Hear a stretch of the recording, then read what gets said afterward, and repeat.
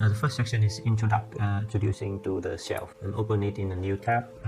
Introducing to the shell. The objective of this lesson is explain how the shell relates to the keyboard, the screen, the operating system, and user programs. Explain when and why command line interface should be used instead of graphical interfaces.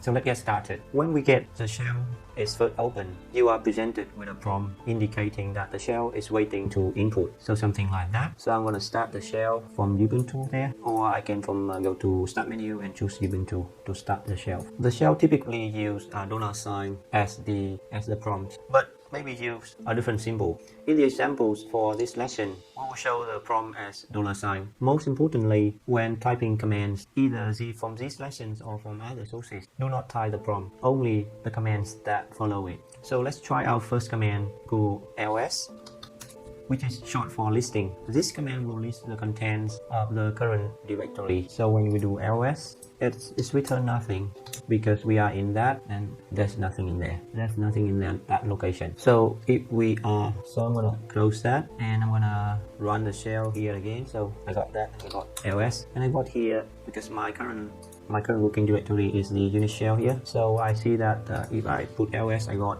inside is here, I got data shelf is a folder, the unit shell swcg pages is in a folder, and I got a file, a text file, URL, and a zip file here. Two zip file are also listed here.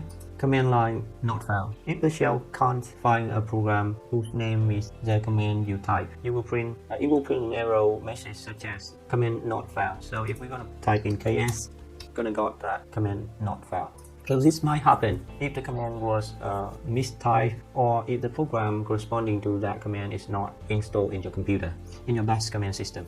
So the key points of this lesson is a shell is a program whose primary purpose is to read the commands and run other programs. The shell's main advantage is its high action to keystroke ratio. It supports for automatically repetitive tasks and its capacity to access network machines. The shell's main disadvantages is primarily textual nature and how to critique its commands and operational can be